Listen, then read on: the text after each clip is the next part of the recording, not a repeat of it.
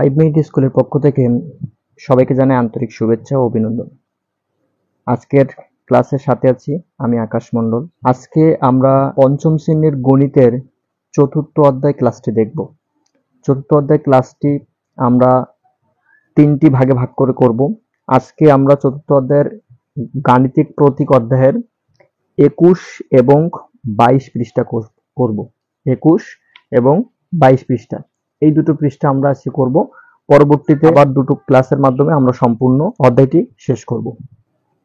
ঠিক আছে, তো যারা এই ভিডিওর মাধ্যমে আমাদের 5 মিনিট স্কুলে নতুন যুক্ত হলেন তাদের উদ্দেশ্যে বলছি, এছাড়া যারা এখনো পর্যন্ত আমাদের 5 মিনিট স্কুলের ভিডিও দেখছো কিন্তু সাবস্ক্রাইব, লাইক, কমেন্টের মাধ্যমে আমাদের সাথে যুক্ত হওনি, প্রত্যেককে আমাদের 5 মিনিট স্কুলে সাবস্ক্রাইব, লাইক, কমেন্টের মাধ্যমে এখনই যুক্ত হয়ে যাও, যেন পরবর্তীতে সকল ভিডিও তোমাদের কাছে খুব সহজে পৌঁছে যায়। ঠিক আছে, তো আজকে আমরা ক্লাস শুরু করছি। আমরা ক্লাসে শিখবো 21 এবং 22 পৃষ্ঠা। তো ক্লাসটা তোমরা মনোযোগী হবে। এবার আমরা প্রথমে বলছে যে 4-এর 1 4.1 লিখেছে গাণিতিক প্রতীক। ঠিক আছে, এক দাগে বলছে খালি ঘরে এই যে বড় চিহ্ন, এটাকে তোমরা অবশ্যই চিহ্ন, ছোট বা বড় চিহ্ন, সমান চিহ্ন, এটি বড় চিহ্ন, এটি ছোট চিহ্ন, অর্থাৎ যার দিকটায় ফাঁকা মুখ থাকে সেদিকটাই বড় বোঝানো হয়, যার দিকে দুটি মুখ এক জায়গায় থাকে সেদিকটাই ছোট বোঝানো হয়। এগুলো তোমাদেরকে আরো একটু পরে বোঝাচ্ছি। মধ্যে সঠিক প্রতীক বসাও, অর্থাৎ এই যে অঙ্কগুলো এখানে করা হয়েছে এদের মধ্যে কোনটির মধ্যে সমান চিহ্ন বসবে, কোথায় ছোট চিহ্ন বসবে, কোথায় বড় চিহ্ন বসবে, সেগুলো আমাদেরকে অঙ্ক করে নির্ণয় করতে হবে। দেখো পাশে লিখে দিয়েছে, মনে আছে কি ছোট চিহ্ন কেমন ভাবে দেখিয়ে দিল, দেখো এটা, অর্থাৎ ছোট বলতে এই যে মুখ দুটি এক জায়গায় হয়েছে এই চিহ্নের মধ্যে সেইটাকে ছোট বলে, আর যেটিকে ফাঁকা অর্থাৎ যে দিকটার দিকে মুখটা খোলা ভাবে থাকে সেদিকটা বলা হয় বড়। নিচে দেখো দেখেছি একই চিহ্ন, খোলা অংশটিকে বড় বলা হয়, যে দিকটায় মুখ দুটি একই সাথে লেগেছে তাকে বলা হয় ছোট। এবার আমাদের এক দাগের অঙ্কটি দেখো, 5 + 3 - 2, এখানে একটি শূন্যস্থান দিয়েছে, 5 + 5 - 2। এই অঙ্কগুলো আমি তোমাদেরকে দুই ভাবে বলবো, একটি হচ্ছে মুখে মুখে অঙ্কটি করা যায়, আর একটি হচ্ছে খাতায় লিখে করা যায়। এখন কথা হচ্ছে যে কখন আমরা মুখে মুখে করব, কখন খাতায় লিখে করব। দেখো এই অঙ্কগুলো তোমাদের পরীক্ষায় আসবে সংক্ষিপ্ত প্রশ্ন হিসাবে। ঠিক এই যে এক দাগের অঙ্কটি দেখতে পাচ্ছ, এরকম অঙ্ক সংক্ষিপ্ত প্রশ্ন আসে। কিভাবে আসে? 5 + 3 - 2 খালি ঘর, 5 + 5 - 2।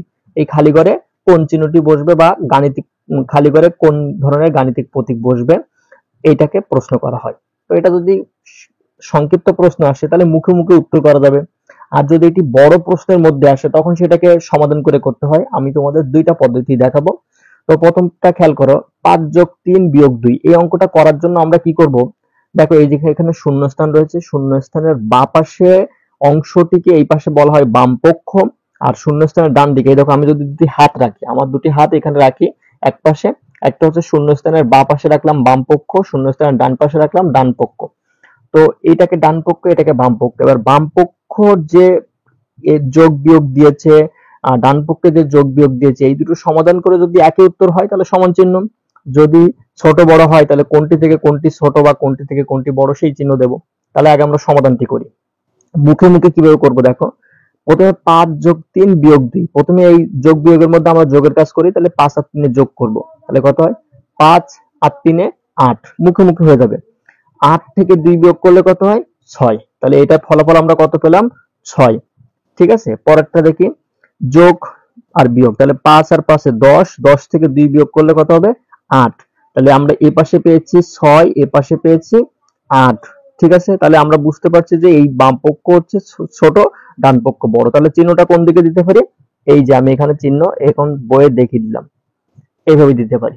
ঠিক আছে, অর্থাৎ এই দিকটা বড় হবে, এই দিকটা ছোট হবে। এবার যদি এটা খাতায় করতে হতো তাহলে কিভাবে করতে হতো, সমাধানটা তোমরা দেখো।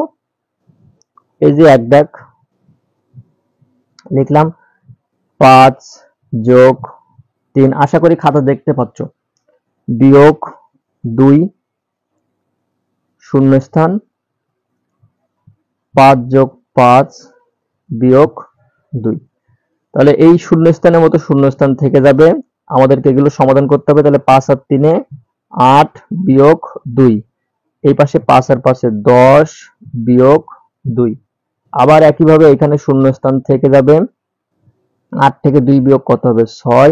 10 থেকে 2 বিয়োগ কত হবে? 8। দেখো উত্তর বেরিয়ে গেছে। তোমরা এখানে কি দিবে? বা চিহ্ন লিখতে পারো, বা, এখানে বা লিখবে। ঠিক আছে, তাহলে এখানে বুঝতেই পারছি 6 থেকে 8 বড়, তাহলে এইদিকে চিহ্ন। ঠিক আছে, এটাই, এই হচ্ছে চিহ্ন। এইভাবে আমাদেরকে অঙ্ক করতে হবে। এবার পরেরটি দেখি। পরেরটি হচ্ছে তাহলে 2 দাগটি দেখছি 4 গুণ 7 ভাগ 2। পরেরটি 4 গুণ 6 ভাগ 3। তাহলে এটা সমাধানে কি করব?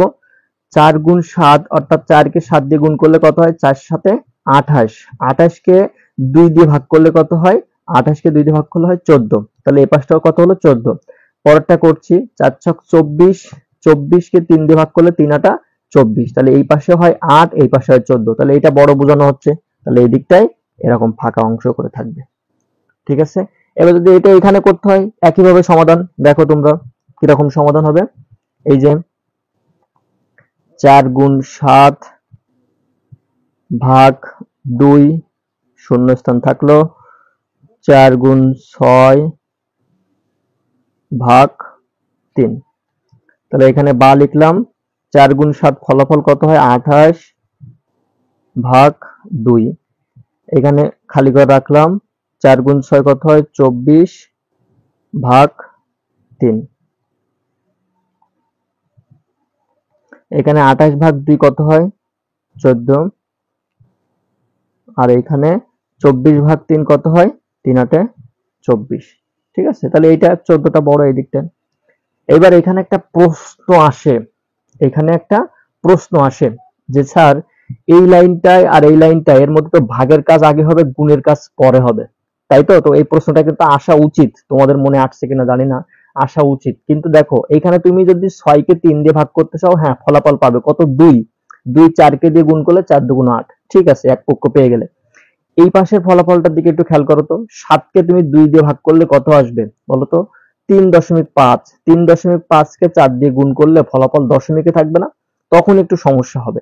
এই জন্য এই অঙ্কগুলোতে ওই যোগ বিয়োগ গুণ ভাগ এটা বিচার না করে পর্যায়ক্রমিক কাজ করে যাবে, অঙ্কটাকে সঠিক সমাধান পাবে। ঠিক আছে, আশা করি বুঝতে পারছো, কারণ এখানে এই জিনিসটা নিয়ে কিন্তু সমস্যা তৈরি হয়। ঠিক আছে, সেই জন্য বলে রাখলাম। এবার যাচ্ছি 3 দাগের অঙ্কে। তাহলে 3 দাগের অঙ্কগুলো যথারীতি সমাধান করতে হবে, খেয়াল করো। 3 দাগ আমি লিখলাম এখানে,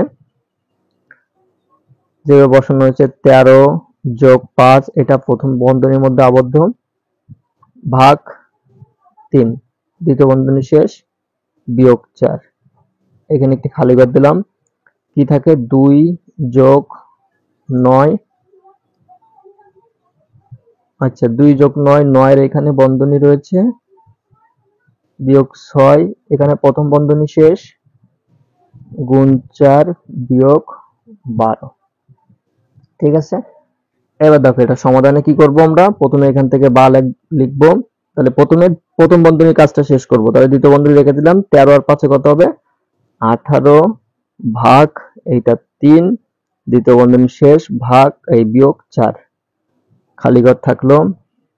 2 যোগ প্রথম বন্ধনীর মধ্যে 9 থেকে 6 বিয়োগ থাকে হচ্ছে 3, বন্ধনী 3 গুণ 4 বিয়োগ 12, এই হচ্ছে ব্র্যাকেট শেষ। আশা করি বুঝতে পারছো কিন্তু, কারণ প্রথম বন্ধনীর কাজগুলো আমরা করে নিলাম, বাকি সব বসিয়ে দিলাম। এবার দ্বিতীয় বন্ধনীর কাজ। 18 থেকে 3 ভাগ করলে কয়? 3 6 18, মানে 3 এর নামটা পড়লে 3 6 18, 6 থাকলো, এই বিয়োগ 4, এই পাশে বক্স করে দিলাম, মানে খালি ঘর। এবার এখানে দ্বিতীয় বন্ধনীর কাজ 2 যোগ, এটা আগে বসিয়ে দিলাম। এখানে কার কাজ রয়েছে দেখো, 4 ভাগ এই 4 বিয়োগ 12, আর এখানে 3 গুণ 4। তাহলে গুণের কাজটা যদি দেখি, প্রথমে 3 4 এ 12 বিয়োগ 12, অর্থাৎ 12 থেকে 12, এটাকে এখনো কিন্তু কাজ শেষ হয়নি, যার জন্য দ্বিতীয় বন্ধনীটা আমরা এরকম ভাবে রেখে দেব। অথবা একবারও করে দিতে পারতাম, 3 গুণ 4 12 বিয়োগ 12 সমান 0 দিতে পারতাম। 6 থেকে 4 বিয়োগ করলে কত হয়? 2, এখানে খেয়াল করি 2 যোগ 12 থেকে 12 বিয়োগ 0 ফলাফল, আবার একটা লাইন বৃদ্ধি করতে হলো, 2 2 এর মতো থাকলো, এইখানে এটা গেল, 2 যোগ 0 ফলাফল 2, অর্থাৎ শূন্যর সাথে কোনো কিছু যোগ করলে ফলাফল তাই সেই সংখ্যাই হয়। তাহলে এখানে এপাশেও 2 এপাশেও 2, সমান মানে দুই পাশে মিল, তাহলে এখানে সমান চিহ্ন। তাহলে এই অঙ্কে এখানে কি চিহ্ন হবে? সমান চিহ্ন হবে। আশা করি তোমরা বুঝতে পারছো। ঠিক আছে, খাতা দেখতে পেয়েছো, এখান থেকে খাতা থেকে সুন্দর করে তুলে নেবে। তাহলে আমরা এক দাগের সমাধান করলাম। এবার আমরা যাচ্ছি দুই দাগে। দুই দাগে বলছে খালি ঘরে যোগ, বিয়োগ, গুণ এবং ভাগের মধ্যে থেকে সঠিক প্রতীক বসাও। ঠিক আছে, সঠিক প্রতীক বসাতে হবে। সঠিক প্রতীক বসিয়ে কি করতে হবে সেটি বলছে। তার পাশে দেখো কি লেখা রয়েছে, লক্ষ্য রাখি 2 নম্বর প্রশ্নের দুটি উত্তর আছে, এই 2 নম্বরের দুটি উত্তরই বের করতে হবে। আচ্ছা ঠিক আছে, এবার দেখো এখানে কি বলেছে তাহলে, 12 শূন্যস্থান 4 শূন্যস্থান 2 সমান 1। অর্থাৎ এখানে এখানে এই দুই জায়গায় দুটি প্রক্রিয়া, অর্থাৎ যোগ বিয়োগ গুণ ভাগের থেকে যে কোনো দুটি ব্যবহার করে তাদের মধ্যে সেই প্রক্রিয়া করে এক ফলাফল আনতে হবে। অর্থাৎ আমি যদি এখানে যোগ আর বিয়োগ বসাই, তাহলে 12 আর 4 এর মধ্যে যোগ করে যে ফলাফল পাবো তাই 2 থেকে বিয়োগ করে 1 করতে হবে। কিন্তু আসলে তো হঠাৎ করে যোগ বিয়োগ বসালে হবে না, কি বসালে হবে সেটা ঠিক করতে হবে। এখন এইগুলো তোমাদেরকে একটু ভেবে করতে হবে। ভেবে মানে কি, দেখো তুমি 12 থেকে 4 কি করলে, আবার 4 থেকে 2 কি করলে 1 আসে। আমরা এভাবে বলতে পারি, হঠাৎ করে দেখো 12 থেকে 4 যদি তুমি যোগ করো তাহলে কত হয়? 16। 16 থেকে 2 বিয়োগ করলে কখনো 1 আসা সম্ভব না। এবার যদি 12 থেকে 4 তুমি বিয়োগ করো তাহলে কত হয়? 8। 8 থেকে 2 বিয়োগ বা যে যোগ করো সম্ভব না। এগুলো তোমরা টেকটিক করে করতেই পারবে। তারপরে আমি সহজ করে বলে দিচ্ছি, দেখো 12 থেকে এখানে 4 ভাগ করলে কত হয়? 3 4 12, অর্থাৎ 12 ভাগ 4। এখানে প্রথমটা চিহ্ন হবে কি? ভাগ চিহ্ন। প্রথমটা হবে ভাগ চিহ্ন। 12 ভাগ 4 কত হবে ফলাফল? 3। 3 থেকে 2 বিয়োগ, অর্থাৎ এখানে বিয়োগ চিহ্ন। 3 থেকে 2 বিয়োগ ফলাফল কত হবে? 1। ঠিক আছে, এইগুলো এই প্রক্রিয়ায় করতে হবে। এখানে কিন্তু অন্য কোনো পদ্ধতি নেই যে এর কোনো নিয়ম বা এটা সেটা। এগুলো শুধুমাত্র তোমাদেরকে কেমন যোগ বিয়োগ গুণ ভাগের প্রক্রিয়া, ছোট ছোট জিনিস খুব দ্রুত ভাবতে পারো বা বের করতে পারো, সেই জিনিসগুলো এখানে করা হয়েছে। ঠিক আছে, তাহলে 12 ভাগ 4 বিয়োগ 2 উত্তরে 1 এটা হবে। পরেরটা দেখো, এই বলেছে দুই দাগের অঙ্কের দুইটি পদ্ধতি রয়েছে, আমরা দুটি করব। একটি হচ্ছে 6 শূন্যস্থান 6 শূন্যস্থান 12 সমান 24 আনতে হবে। তাহলে দেখো 6 এর সাথে 6 যোগ কত হবে? 12। 12 এর সাথে আবার 12 যোগ কত হবে? 24। তাহলে একটি হবে হচ্ছে যোগ 6 যোগ 6 12, আবার 12 এর সাথে 12, তাহলে 12 12 24। তাহলে দুটিতেই 24 হবে। ঠিক আছে, এই একটা জিনিস পাচ্ছি। আরেকটা জিনিস কিভাবে পাবো? আরেকটা জিনিস পেতে হলে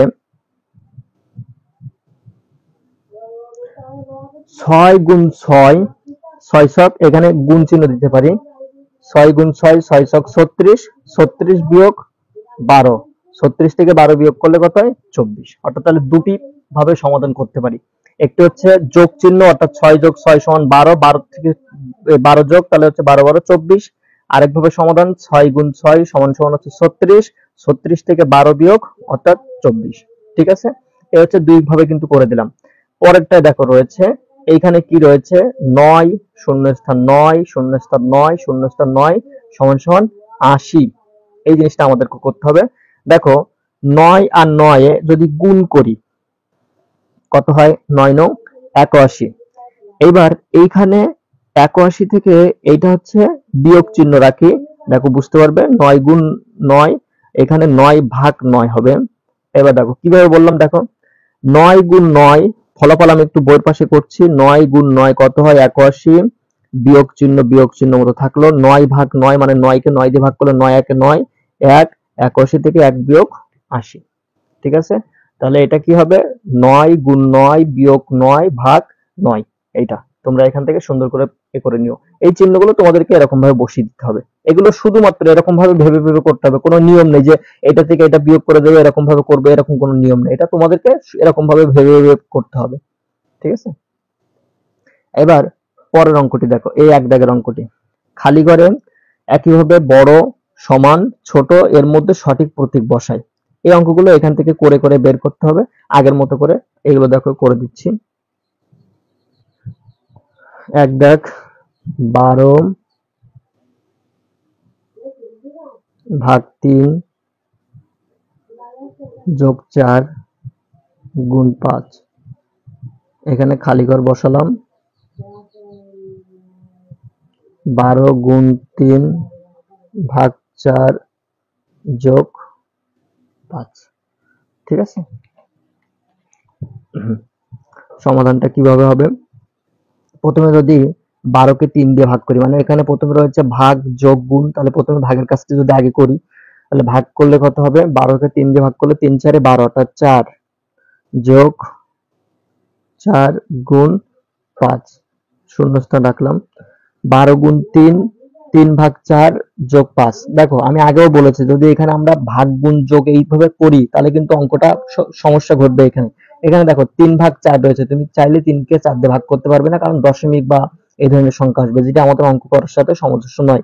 তাহলে পর্যায়ক্রমিক করে দেবো, অর্থাৎ 12 গুণ 3, 3 12 36 ভাগ 4 যোগ 5। ঠিক আছে, এবার পরের লাইন করছি, এখানে এই চিহ্ন দিয়ে দাও। 4 আর 4 8, 8 গুণ 5, এইখানে 36কে 4 দিয়ে ভাগ করলে 4 নং 36, 9 যোগ 5, তাহলে 8 আর 5 গুণ করলে 5 8 40, আর এখানে 9 আর 5 যোগ করলে হয় 9 আর 5 14। তাহলে এটি বড় দেখা যাচ্ছে, অবশ্যই 40 এ পাশে বড়, তাহলে এদিকটাই ফাঁকা ওই চিহ্ন, অর্থাৎ এখানে কি বসবে, এই যে ফাঁকা চিহ্ন। ঠিক আছে, বুঝতে পারছো? তাহলে এই জায়গায় কিন্তু বারবার বলছি যে এখানে পর্যায়ক্রমিক যে কাজগুলো রয়েছে, অর্থাৎ এখানে প্রথম থেকে যেভাবে রয়েছে সেভাবে করতে হবে, প্রথম থেকে যেভাবে। এখানে কিন্তু ওই আগের হিসাব করা অঙ্কের মতো করে বিচার করলে হবে না, প্রথমে ভাগ তারপর গুণ তারপর যোগ তারপর বিয়োগ, এইভাবে নয়। 2 দাগটি দেখো, 2 দাগটি বলেছে 48 ভাগ 8 গুণ 2 বিয়োগ 4। এখানে একটি ফাঁকা ঘর, পরেরটি থাকে 48 গুণ 8 ভাগ 2 বিয়োগ 4। এটি সমাধান কিভাবে করতে হবে, যথারীতি এখানে একটু খেয়াল করতে হবে। এখানে প্রথমে 48 ভাগ, এটা এরকম ভাবে রেখে দিলাম। এই ব্র্যাকেটের মধ্যে কি রয়েছে, 8 দুগুণে 16, 16 বিয়োগ 4 একবারে করব। 8 দুগুণে 16, 16 থেকে 4 বিয়োগ করলে হয় কত, 12, ব্র্যাকেট শেষ করে দিলাম, শূন্যস্থান। 48কে 8 দিয়ে গুণ করব, তারপর ভাগ 2 বিয়োগ 4। ঠিক আছে, তাহলে 48কে 8 দিয়ে গুণ করলে যদি হয় 8 8 74, 4 হাতে হচ্ছে 6, 8 8 74, 4 হাতে হচ্ছে 6, 4 8 32, আর 6 38। 384 ভাগ 2 বিয়োগ 4। এখানে দেখো 384 ভাগ 2, এটা একটু এখানে করে নিচ্ছি। 384 ভাগ 2, 2 একে 2, 1 থাকে 8 নামে, 9 দুগুণ 18 মিলে যায়, উপর থেকে 4 নামে, 2 দুগুণ 4, ফলাফল কত হচ্ছে 192। তাহলে এখানে 48 ভাগ কত হয়, 48, 4 12 48, আর এখানে কি থাকবে, 384 কে 2 দিয়ে ভাগ করলে কত, 192। 192 থেকে 4 বিয়োগ করলে কত হয়, আরেক লাইন করি, 192 বিয়োগ 4, তাহলে এখানে কি থাকছে, এখানে 4 4 এর মতো থেকে যাচ্ছে, শূন্যস্থান থাকছে। 92 থেকে 4, 4 এর কত হলে 12 বলবো, 8 আর 4 হলে 12, হাতে 1, 1 এর কত হলে 9, 8 হলে 9 1 188। তাহলে অবশ্যই এই পাশে একটি বড় 188, এই দিকটা চিহ্ন, অর্থাৎ এইদিকে কেমন চিহ্ন যাবে, এই যে 2 দাগে দিচ্ছে দেখো, এরকম ভাবে চিহ্ন যাবে। ঠিক আছে, তোমরা এইভাবে করবে, খাতা এখান থেকে তুলে নিও, এই পাশেরটা এখানে রাফ করা হয়েছে, এটা একটু বাদ দিয়ে দিও। ঠিক আছে, এইটুকুই। তাহলে এটা ছিল 21 পৃষ্ঠা। এবার আমরা 22 পৃষ্ঠা দেখি। 22 পৃষ্ঠার অঙ্কে প্রথমে বলছে খোলা বাক্য। খোলা বাক্যে কি বলেছে, লাইনটি পড়ি। একটি বাক্যকে খোলা বাক্য বলা হয় যখন বাক্যটি সত্য না মিথ্যা তা নির্ণয় করা যায় না। অর্থাৎ আমরা একটি বাক্য দেখলাম, যে বাক্যটি কি সত্য না মিথ্যা সেটা নির্ণয় করা যাবে না, তখন সেটিকে বলবে কি, খোলা বাক্য। অপরদিকে একটি গাণিতিক বাক্যকে গাণিতিক বাক্য বা বন্ধ বাক্য বলা হয়। তাহলে গাণিতিক বাক্যের আরেক নাম কি, বন্ধ বাক্য। এগুলো কিন্তু তোমরা এভাবে একটু পড়ে নেবে যে গাণিতিক বাক্যের অপর নাম কি, এগুলো সংক্ষিপ্ত প্রশ্ন আসে। খোলা বাক্য কাকে বলে, গাণিতিক বাক্য কাকে বলে, এগুলো টানা মুখস্থ করবে, অর্থাৎ এই লাইনগুলো মুখস্থ করে ফেলবে, এগুলো সংক্ষিপ্ত প্রশ্ন আসে। ঠিক আছে, আমি আবারও বলছি, এগুলো মুখস্থ করবে, সংক্ষিপ্ত প্রশ্ন আসে। একটি বাক্যকে গাণিতিক বাক্য বলা হয় তখন যখন বাক্যটি সত্য না মিথ্যা তা নির্ণয় করা যায়, তখন তাকে গাণিতিক বাক্য বলা হয়। তাহলে সংজ্ঞাটা যদি আমি তোমাদেরকে আবার একটু সুন্দর করে বলি তাহলে কেমন হবে, খোলা বাক্য কাকে বলে, যে বাক্যটি সত্য না মিথ্যা তা প্রমাণ করা যায় না, তাকে বলা হয় খোলা বাক্য। আর গাণিতিক বাক্য কাকে বলে? যে বাক্য সত্য না মিথ্যা প্রমাণ করা যায় তাকে গাণিতিক বাক্য বলে। আর আরেকটি প্রশ্ন এখানে কি, গাণিতিক বাক্যের অপর নাম কি বা গাণিতিক বাক্যের আরেক নাম কি? বন্ধ, ব দন্তন্য ধয়, বন্ধ বাক্য। ঠিক আছে, এবার দেখো ওরা উদাহরণ সহ দিয়েছে, উদাহরণ সমূহ। 8 একটি জোড় সংখ্যা। তোমরা কি জানো 8 একটি জোড় সংখ্যা? অবশ্যই, কারণ আমরা জানি 0, 2, 4, 6, 8 এগুলো জোড় সংখ্যা। তাহলে আমরা প্রমাণ করতে পারছি। তাই লিখেছি দেখো এটি একটি গাণিতিক বাক্য এবং এটি সত্য। ঠিক আছে, প্রমাণ করতে পারছি সত্য না মিথ্যা। 9 একটি জোড় সংখ্যা, এটিও একটি গাণিতিক বাক্য, কারণ 9 তো বিজোড় সংখ্যা, আমরা তো প্রমাণ করতে পারি। তাহলে এই যে বললাম সত্য না মিথ্যা প্রমাণ করা যায় তাকে বলা হয় গাণিতিক বাক্য। আর যেটি সত্য না মিথ্যা প্রমাণ করা যাবে না তখন সেটি খোলা বাক্য। পরের লাইনটা দেখো, বলেছে ক একটি জোড় সংখ্যা। তুমি পারবে ক জোড় না বিজোড় নির্ণয় করতে? কখনোই পারবে না। এই জন্য বলেছে এটি একটি খোলা বাক্য, কারণ এটি সত্য অথবা মিথ্যা হতে পারে যা ক এর মানের উপর নির্ভর করবে। অর্থাৎ তুমি চাইলেই ক কে ডিরেক্ট বলতে পারো না জোড় বা বিজোড়, সত্য বা মিথ্যা কোনো প্রমাণ থাকবে না। এই জন্য এটি খোলা বাক্য। আর উপরের 8 আর 9 এই দুটি হচ্ছে গাণিতিক বাক্য, এবং ওটা সত্য না মিথ্যা সেটা বলে দিয়েছে। এবার আমরা করব এক দাগের অঙ্কটি। বলেছে নিচের বাক্যগুলোকে গাণিতিক বাক্যে প্রকাশ করি। প্রথমে যে কথাগুলো বলেছে তাকে গাণিতিক বাক্যে প্রকাশ করব, এবং খোলা বাক্য গাণিতিক বাক্য উক্তিগুলো নির্ণয় করি যে আসলে এটা খোলা বাক্য হবে নাকি গাণিতিক বাক্য হবে। এখানে ব্র্যাকেট একটা কথা লিখে দিয়েছি দেখো, অজানা সংখ্যার জন্য আমরা অক্ষর প্রতীক হিসাবে কি কি বলতে পারি? ক, খ, ঘ এগুলোকে অক্ষর প্রতীক বলা হয়ে থাকে, অথবা ইংলিশেও এক্স ওয়াই জেড ও লেখা হয়ে থাকে। তাহলে অক্ষর প্রতীক হিসেবে আমরা কি জানি? ক থেকে খ পর্যন্ত বা অ থেকে এরকম ভাবে লিখতে পারো, আর ইংলিশে লিখতে চাইলে এক্স ওয়াই জেড বা এ বি সি এরকম ভাবে লিখতে পারো। এছাড়া শূন্যস্থান অর্থাৎ চতুর্ভুজ বা ত্রিভুজ ব্যবহার করতে পারি। অর্থাৎ তাহলে অজানা সংখ্যার জন্য আমরা কি কি ব্যবহার করতে পারি? অক্ষর প্রতীক, চতুর্ভুজ, ত্রিভুজ। ঠিক আছে, এবার এখানে দেখো বলেছে যে 5 এর সাথে ক যোগ করলে যোগফল 12 হয়। এটাকে গাণিতিক বাক্যে প্রকাশ করি। এই যে বলেছে নিচের বাক্যগুলোকে গাণিতিক বাক্যে প্রকাশ করি। কিভাবে করতে হবে দেখো, এখানে আমি এক দাগ করছি। 5 এর সাথে ক যোগ করলে 5 যোগ ক, এটা কিন্তু অজানা, এই যে অজানা সংখ্যা, এই ক অজানা সংখ্যা যোগ করলে যোগফল কত হবে? 12। এটাকে বলা হয় গাণিতিক বাক্য। ঠিক আছে, এটা গাণিতিক বাক্য। কি লিখলাম তাহলে? 5 যোগ ক সমান 12। তাহলে এটা একটা গাণিতিক বাক্য। এবার এখানে বলেছে খোলা বাক্য ও গাণিতিক বাক্য উক্তিগুলো নির্ণয় করি। আসলে কি এই বাক্যটা খোলা বাক্য নাকি গাণিতিক বাক্য?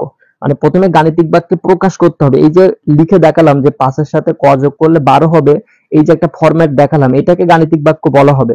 এইবার এইটা বলেছে যে এবং খোলা বাক্য গাণিতিক বাক্য উক্তিগুলো নির্ণয় করি। কোনগুলো? এটা কি আসলে খোলা বাক্য না গাণিতিক বাক্য সেটা নির্ণয় করতে হবে। তাহলে এটা অবশ্যই খোলা বাক্য, এটা অবশ্যই কি খোলা বাক্য। কারণটা কি? কারণ এই ক এর মান তো আমরা জানি না, আসলে 5 এর সাথে ক যোগ করলে 12 হয়, এটা কি সঠিক বলতে পারবো না, এজন্য এটাকে খোলা বাক্য উক্তি হিসেবে বলতে পারি। ঠিক আছে, অর্থাৎ প্রথমে গাণিতিক ভাবে সাজানো, পরে এটা খোলা বাক্য না গাণিতিক বাক্য সেটাকে নির্ণয় করা। পরে 2 দাগ বলছে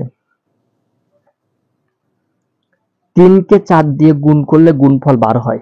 এই যে 3 কে 4 দিয়ে গুণ করলে গুণফল কত হবে? 12 হবে। এই যে 3 কে 4 দিয়ে গুণ সমান 12 লিখলাম, কারণ গুণফল যে 12 হবে। তাহলে দেখো তো এটা সঠিক না? প্রমাণ করতে পারি না? 3 4 এ 12 প্রমাণ পেয়ে গেছি। তাহলে এটা হবে হচ্ছে গাণিতিক বাক্য। কি হবে? গাণিতিক বাক্য।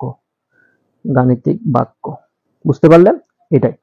পরের 2 দাগ দেখো, 2 দাগ না সরি 3 দাগ। 3 দাগে বলেছে 26 কে 4 দিয়ে ভাগ করলে 26 কে 4 দিয়ে ভাগ করলে ভাগফল 5 হয়। ভাগফল 5 হয়। বলতো 26 কে 4 দিয়ে ভাগ করলে কি ভাগফল 5 হয়? না, 4 চক 24 6 হয়। কিন্তু এটা মিথ্যা, তারপরে এটি গাণিতিক বাক্য। কারণ কি? যে বাক্যের মাধ্যমে সত্য মিথ্যা নির্ণয় করা যায় তাকে গাণিতিক বাক্য বলে। অর্থাৎ এটা মিথ্যা প্রমাণ করা গেল, এটা সত্য প্রমাণ করা গেল। কিন্তু উপরেরটি কি সত্য বা মিথ্যা প্রমাণ করার কোনো পদ্ধতি আছে বা কিছু আছে? যখন ক এর মান বের করব তখন না বুঝবো যে এটা হচ্ছে ক এর মান এটা, কিন্তু আসলে সত্য মিথ্যা তো হচ্ছে না।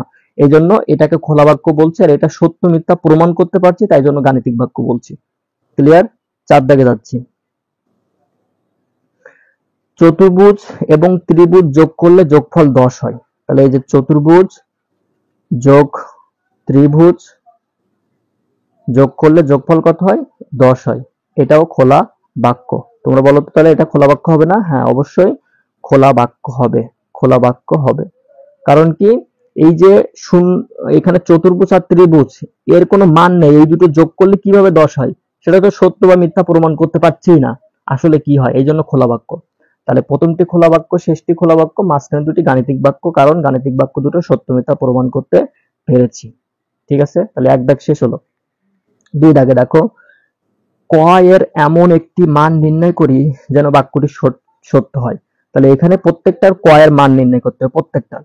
দেখো, এবার ক এর মান নির্ণয় করার সময় তোমাদেরকে কিছু জিনিস একটু শিখতে হবে। দেখো, আমি প্রথমটি লিখছি, ক যোগ 5 সমান 10। এই মানগুলো তোমরা আগে পর হয়তো শিখেছো, কিন্তু যারা পারো না তাদের জন্য বলছি। এই যে সমান চিহ্ন তোমরা দেখছো, সমান চিহ্ন আমি যদি হাত দিই দুই পাশে, এই হাতটি হচ্ছে আমার বাঁ হাত, এদিকে সরাচ্ছি, এদিকটা হচ্ছে ডান হাত, এই যে সরাচ্ছি। তো মনে রাখবে, সমান চিহ্নের বাঁ পাশে সর্বদা অজানা রাশি, এই যে ক কে অজানা রাশি বলছে, এই যে দেখো অজানা সংখ্যা বা অজানা রাশি, তাহলে অজানা রাশি হিসেবে অক্ষর প্রতীক বসে বা শূন্যস্থান মানে চতুর্ভুজ ত্রিভুজ বসে, তাহলে অজানা সংখ্যা হিসেবে এখন কি বলছে, অক্ষর প্রতীক মানে ক। এইরকম ক খ গ বা এরকম কোনো একটা শূন্যস্থান থাকলে তাদের মান বের করার সময় তাদেরকে সর্বদা সমান চিহ্নের বাঁ পাশে রাখবো। তাদের সাথে যে সংখ্যাগুলো থাকবে তাদের সবাইকে ডান পাশে পাঠাবো, এবং পাঠানোর সময় এই পাশে তারা যে হিসাবে ছিল, অর্থাৎ এখানে 5-এর আগে যোগ ছিল, ও পাশে যে বিয়োগ হয়ে যাবে, উল্টো হয়ে যাবে, যোগ থেকে বিয়োগ হয়ে যাবে, বিয়োগ থেকে যোগ, গুণ থেকে ভাগ, ভাগ থেকে গুণ। তা কিন্তু এরকম কিন্তু করতে পারবে না যে যোগ থেকে তুমি গুণ করে দেবে, বিয়োগ থেকে ভাগ করে দেবে, তা কিন্তু হবে না। যোগ আর বিয়োগের মধ্যে উল্টাপাল্টা করতে পারবে, গুণ আর ভাগের বলতে উল্টাপাল্টা, কিন্তু যোগ থেকে গুণে নয়, ভাগ থেকে বিয়োগে নয়। ক্লিয়ার? তাহলে ক এরকম ভাবে রেখে দিলাম, সমান চিহ্ন, এই সমান চিহ্নের পাশে 10 আগে এটাকে বসিয়ে নেবে, তারপর এই পাশ থেকে নিয়ে যাবে, তাহলে এই পাশে 5 যোগ হিসেবে আছে, ও পাশে গেলে 5 বিয়োগ হয়ে যাবে। এবার ক সমান সমান 10 থেকে 5 বিয়োগ কত হয়? 5।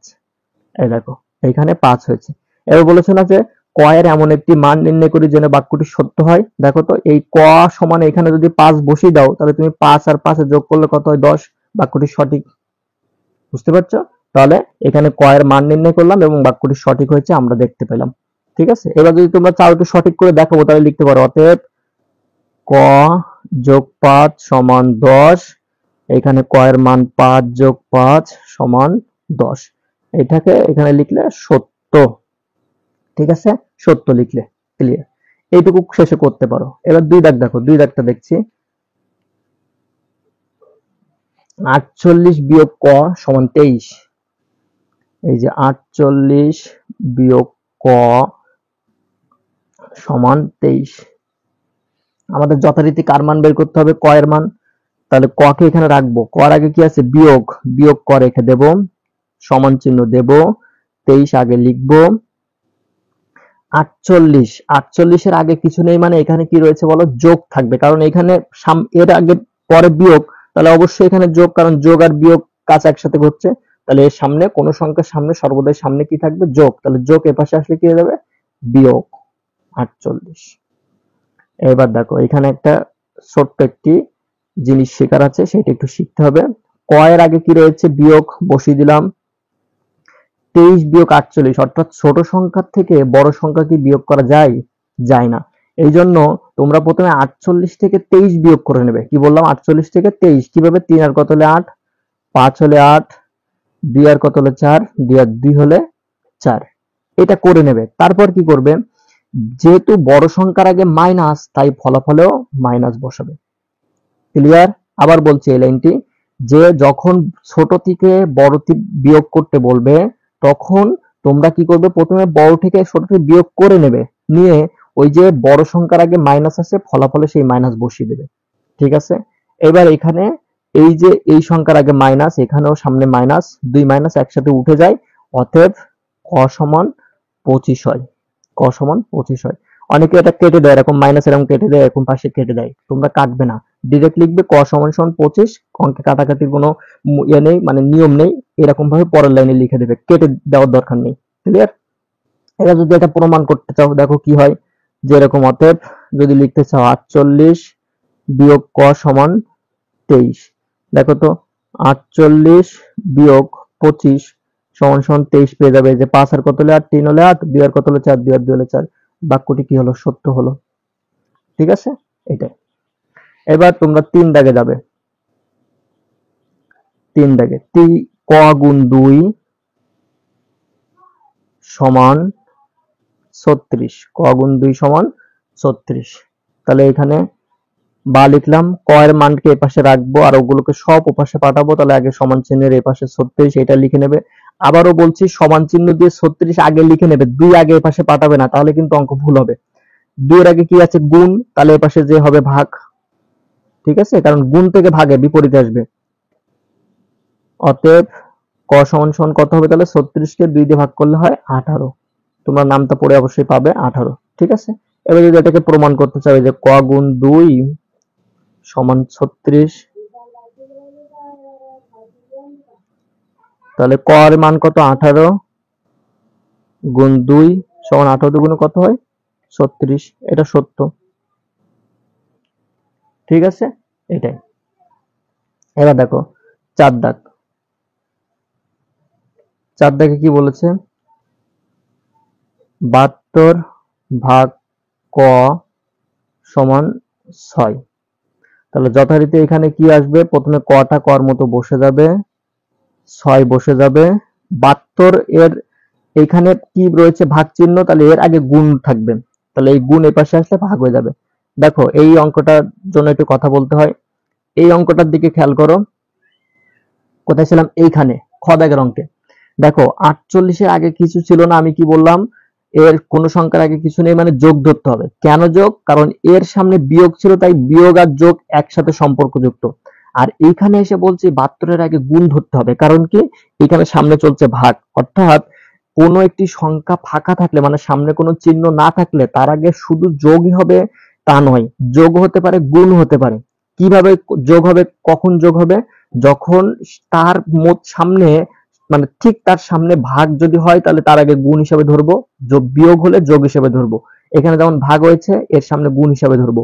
এখানে বিয়োগ হয়েছে, এর সামনে যোগ হিসাবে ধরবো। ঠিক আছে, তাহলে কোনো একটি সংখ্যার আগে সর্বদাই শুধু যোগ থাকবে না, যোগ অথবা গুণ যে কোনো একটি থাকতে পারে। যদি সামনে ওর ঠিক সামনে ভাগ থাকে, তাহলে তার আগে রয়েছে হচ্ছে গুণ। যদি ঠিক সামনে যোগ বিয়োগ থাকে, তাহলে রয়েছে যোগ। ঠিক আছে, তাহলে এবার ক থাকলো 6 ভাগ 72, অর্থাৎ 72 কে 6 দিয়ে ভাগ করলে 6 12 72। ক্লিয়ার? এটাই। তাহলে ক সমান সমান কি পেলাম? 72 পেলাম। এবার দেখো এটা যদি প্রমাণ চাই, 72 ভাগ ক সমান 6, এখানে 72 ভাগ ক এর মান কত পেয়েছি? 12। 72 কে 12 দিয়ে ভাগ করলে 6 12 72। এটা সত্য। ঠিক আছে, আশা করি তোমরা বুঝতে পেরেছো। যদি সমস্যা থাকে প্রশ্ন করবে। এবার এক দাগেরটি দেখি। নিচের খোলা বাক্যগুলো অজানা মানগুলো বের করো যেন বাক্যগুলো সত্য হয়। দেখো এখানে বলেছে একটি ত্রিভুজের ক সংখ্যক বাহু আছে। তাহলে এটা একটা খোলা বাক্য, আমরা প্রমাণ করতে পারছি না। তাহলে একটি ত্রিভুজ যদি আঁকি, এখানে যদি একটি ত্রিভুজ আঁকি, এটা মনে করে এক দাগ দিলাম একটি ত্রিভুজ। তাহলে এখানে একটি বাহু, দুটি বাহু, তিনটি বাহু। ঠিক আছে, তাহলে একটি ত্রিভুজের ক সংখ্যক বাহু রয়েছে? একটি ত্রিভুজের কয়টি? তিনটি বাহু রয়েছে। তাহলে আমরা প্রমাণ করতে পারলাম যে, এই যে বলেছে নিচের খোলা বাক্যগুলোর অজানা মানগুলো বের করো। অজানা মানটি বের করলাম 3টি, যেন বাক্যগুলো সত্য হয়। সত্য হয়েছে না? এই যে একটি, দুটি, তিনটি সত্য বুঝতে পারলাম। এরকম ভাবে তোমরা ত্রিভুজ আঁকিয়ে 3টি উত্তর লিখে দেবে। 2 দাগ। 2 দাগে বলেছে একটি বর্গের খ সংখ্যক কোণ রয়েছে। একটি বর্গ আঁকো।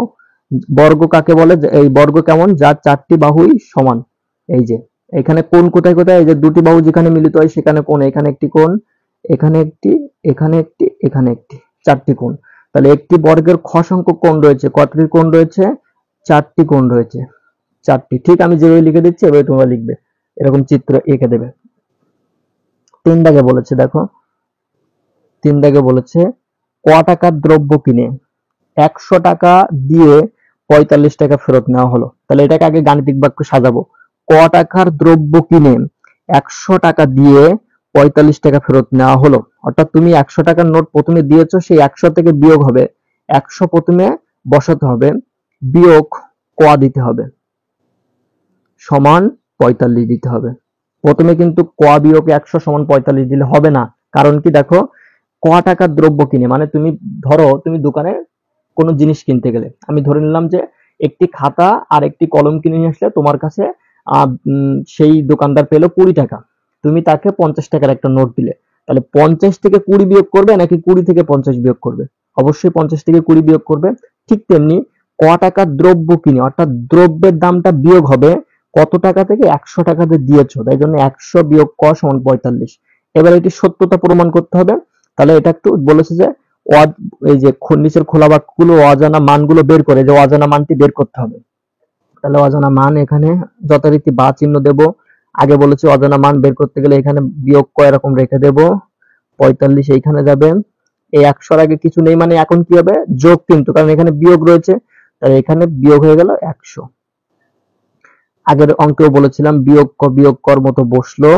এইখানে ছোট থেকে বড়টি বিয়োগ করতে গেলে আগে বড় থেকে ছোট বিয়োগ করে নেব। কত হয়? 5 আর 5 হলে 10, হাতে 1, 4 আর 1 5, 5 আর 5 হলে 10। আর বড় সংখ্যা থেকে বিয়োগ হয়েছে, সামনে বিয়োগ চিহ্ন, তাই এখানেও বিয়োগ চিহ্ন। এই পাশের বিয়োগ এই পাশের বিয়োগ দুটো একসাথে উঠে যায়, অতএব ক সমান সমান কত? 55। ঠিক আছে, এই যে বের করো বাক্যগুলো সত্য হয়। তাহলে এখানে 55 যদি 100 থেকে ক বিয়োগ মানে 55 বিয়োগ করি তাহলে 45 আসে, এই জন্য এটা সত্য হবে। ঠিক আছে, এইভাবে করে রাখলে হচ্ছে। 4 দাগটি দেখো, খ সংখ্যক বিস্কুট 15 জনের মধ্যে 4টি করে ভাগ করে দেওয়া হলো। খ সংখ্যক বিস্কুট 15 জনের মধ্যে ভাগ করে দিলাম, প্রত্যেকে কতটি করে? 4টি করে পেল। অর্থাৎ এভাবে লিখতে হবে, খ সংখ্যক বিস্কুট মানে এটা হচ্ছে মোট বিস্কুট, কতজনে ভাগ করে দেবে? 15 জনের মধ্যে ভাগ করে দেবে, ভাগ 15। 15 জনের মধ্যে 4টি করে ভাগ করে দিলাম, অর্থাৎ ভাগ করলে কয়টি করে পাবে? 4টি করে পাবে। এইটা হচ্ছে আমাদের বের করতে হবে। ঠিক আছে, তাহলে এখানে যথারীতি খর মতো খ রেখে দেব, সমান চিহ্ন এইভাবে থেকে 4 বসবে, 15 এই পাশে ভাগ হিসেবে আসে, ও পাশে গেল কত হলো? গুণ হয়ে গেল। অতএব খ সমান 4 গুণ 15 গুণ করলে 4 15 60, এটা হচ্ছে 60। দেখো এখানে 60 যদি বসাতাম, অর্থাৎ 60 কে 15 দিয়ে ভাগ করলে 4 করে আসতো, তাই জন্য সঠিক উত্তর এটা এভাবে রেখে দেবে। ঠিক আছে, এই ছিল আজকের আমাদের ক্লাস, অর্থাৎ 21 এবং 22 পৃষ্ঠার অঙ্কগুলো করলাম। যদি কারোর কোনো অঙ্কে কোনো সমস্যা থাকে কমেন্ট বক্সে লিখবে, এবং পরবর্তীতে তোমরা চতুর্থ অধ্যায়ের দ্বিতীয় এবং তৃতীয় অংশ মিলে তোমরা সম্পূর্ণ অধ্যায়টি শেষ পাবে।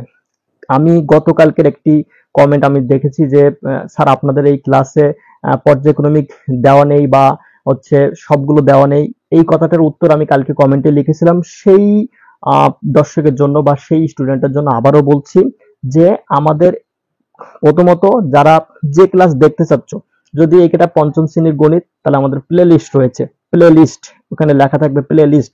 প্লে লিস্টে যে ক্লাস 5 ম্যাথ বলে রাখা রয়েছে, সেখানে অধ্যায় 1, অধ্যায় 2, অধ্যায় 3 এরকম ভাবে পর্যায়ক্রমিক দেওয়া রয়েছে। এটা হচ্ছে প্রথম গেল যে অঙ্কগুলো কোথায় পাবে।